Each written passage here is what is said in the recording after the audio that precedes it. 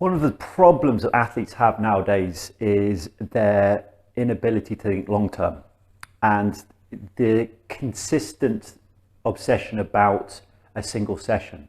How much can I get out of my body in a single training session is normally the philosophy, because everybody thinks, or every athlete thinks, like, I build up, I train hard for that particular session and I train hard the next day and I train hard, and it all builds up to more fitness and my optimal state, which is not true, because as I touched on in the last previous video, when you actually start to overload your body without the proper recovery and overload your body with too much work over and over again, that often athletes get through in the train hard philosophy, they will get injured. But also they'll create tightness, because most of your training is done in a fatigue state, and when you've done it in a fatigue state, training in fatigue state, you will tighten, because training in fatigue state is uncomfortable, and when you're uncomfortable you tighten. So it's my philosophy that we athletes have to start thinking long term in terms of the amount of work they build up in a non-fatigue state. I'll talk about that in a minute, but basically it's the bulk of work they build up over months that will actually bring about higher, more sustained performance. Because if you're thinking about months, you're doing a training session, not trying to empty the tank, but you're incorporating relaxation into it and making that a priority in your performance, in your running, then you're not going to overload the body. You're going to be able to recover for the next session and the next session and the next session, and you'll be able to train it in an intensity that the body can handle and recover from.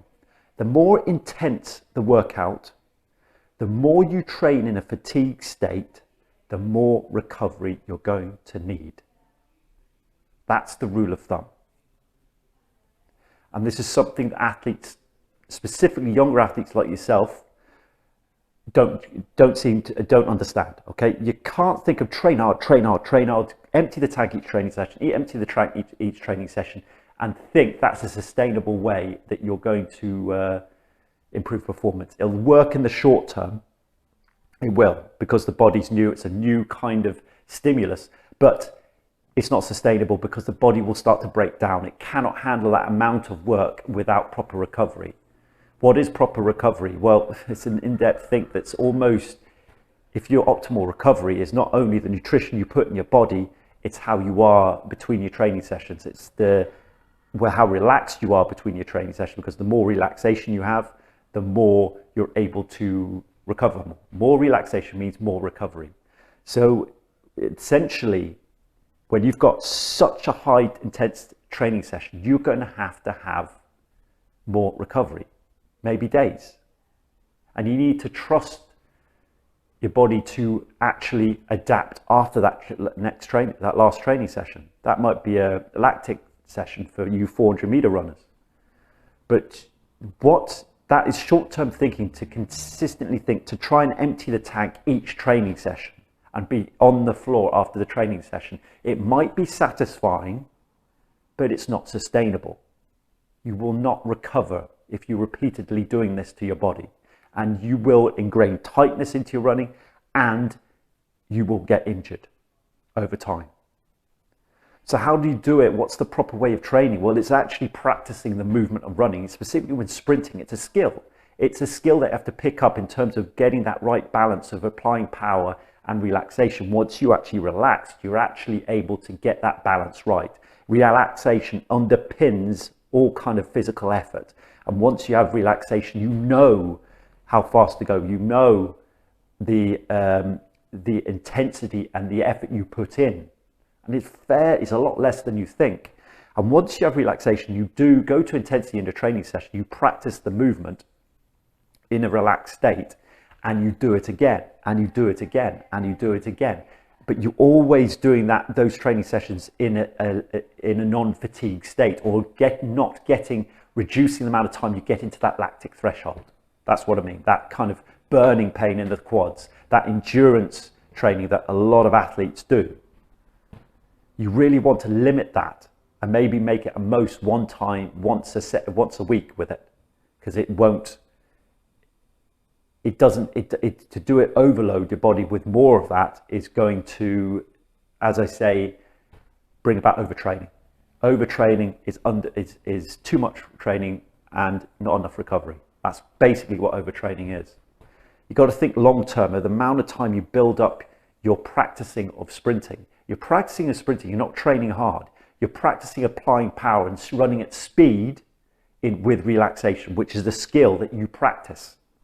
And you practice it repeatedly, but you limit the time you go into that lactic threshold. You limit that time you go into that time when you're on the floor, killing yourself, okay, or kind of on the floor in complete exhaustion. That should happen very rarely.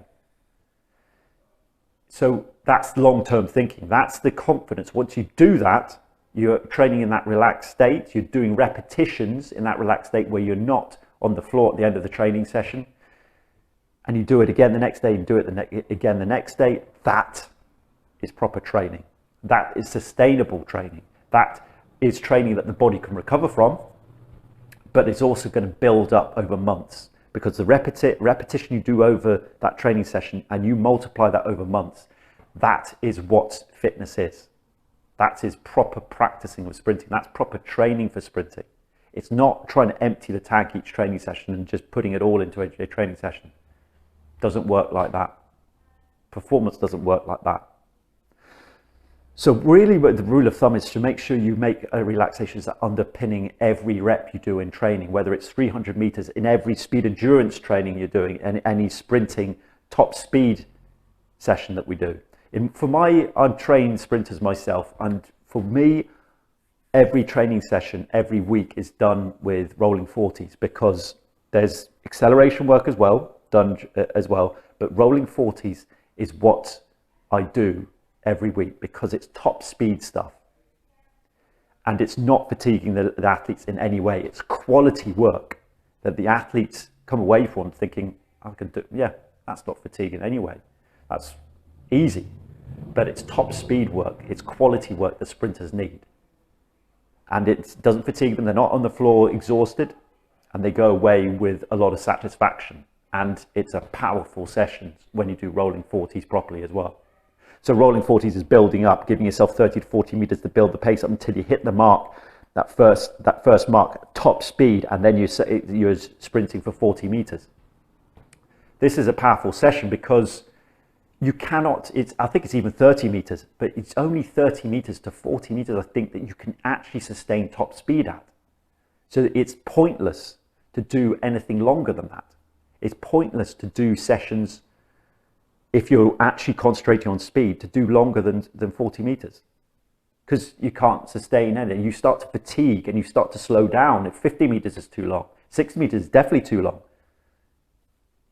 So that's 30 to 40 meters, I think, is the only is the amount of kind of distance that an athlete can actually sustain top speed for, and that's what I use in every week in my sessions. And but athletes are getting PBs with it. They're getting faster with it because they're getting practicing at that top speed.